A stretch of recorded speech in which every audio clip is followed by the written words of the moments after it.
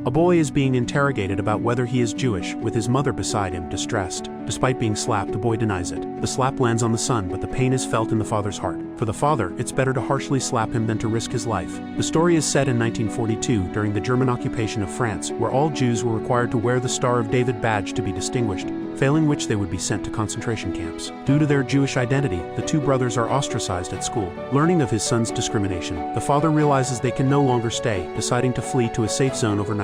To avoid attracting German attention, the family decides to split up and reconvene in Nice. The two older sons have already left, leaving Joe and Maurice. Their father has prepared their tickets and travel money and planned their route. Before leaving, he reminds them to never admit their Jewish identity. The brothers embark on their escape. Their parents, heartbroken and powerless, can only silently pray. The brothers manage to board the train, surrounded by strangers. It's their first night without their parents, and they don't even understand why they're fleeing. As dawn breaks, the younger brother is woken by the elder, only to find the train almost empty, mostly occupied by Jews. As the train nears the station, those without papers must jump off early, facing beatings and shootings with none spared. The brothers want to leave, but find that German soldiers are checking identities on the train, and they too lack papers. The priest signals them to sit by him. When the Germans check, the priest presents his own documents, claiming the brothers as his sons, narrowly escaping danger. The priest then puts them on a bus to the safe zone, cautioning them to not trust anyone easily. Following their father's plan, they need to find a guide to lead them to the free zone, trusting a man on a bicycle. They pay a deposit and agree to meet at an alleyway that night. But as night falls, the man is nowhere to be seen. A truck approaches from afar,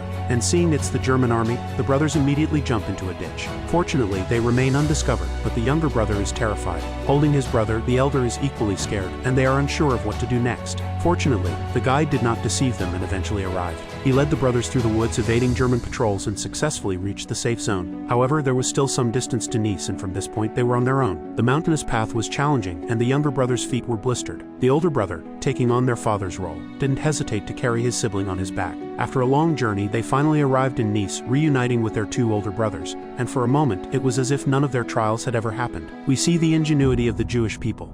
An 8-year-old knows how to barter, exchanging soap for flour, flour for cigarettes, making a profit in the process, and eventually selling to soldiers. His goal was to buy a violin for his mother's birthday, a gift that brought her to tears during such war-torn times. However, a knock on the door shattered the peace. A German raid sent them into panic, hiding wherever they could. The brothers quickly hid under a bed, and only after ensuring they were well hidden did their father open the door. The Germans were there to conscript the two older brothers, who managed to escape from the rooftop, narrowly avoiding capture. The father knew they faced another separation. This time he had no choice but to send his two youngest sons to a youth training camp. If their first farewell was silent, this one was heart-wrenching, as they were barely 8 years old. The father could only offer words of encouragement, his back turned to hide his tears. The brothers had adapted to life in the camp, but after months without word from their family, they decided to sneak back to see their parents. The next day, they took a transport truck with a driver out of the camp. Unbeknownst to them, Nice had fallen and was under German control. All three were captured and taken to a detention center, crowded with suspected Jews waiting for German interrogation. The interrogator, keenly observant, noticed the driver's twitching eyelid, leading to a beating and execution right outside.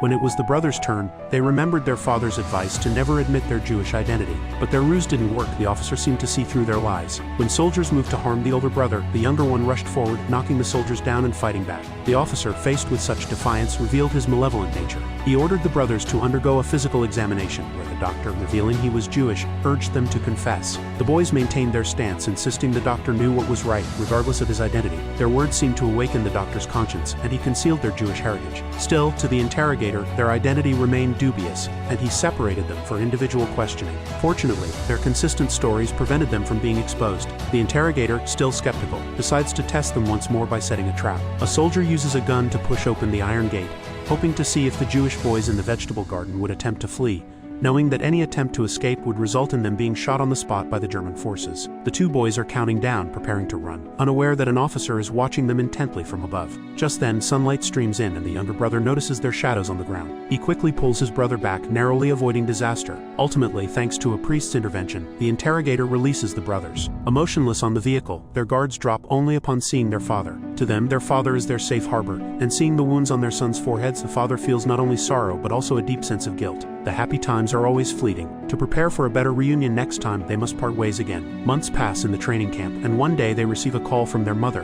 informing them that their father has been arrested and they must leave immediately. The brothers are forced once more onto the path of escape. After several days of travel, they arrive at a peaceful town. The younger brother finds work delivering newspapers, and his boss, a Nazi supporter unaware of the boy's Jewish identity, treats him well. Meanwhile, the older brother works in a restaurant while trying to join the Jewish resistance, living day by day. One day, as the younger brother picks up the newspapers as usual, he sees a piece of news that prompts him to cycle around the town, distributing the papers to every passerby.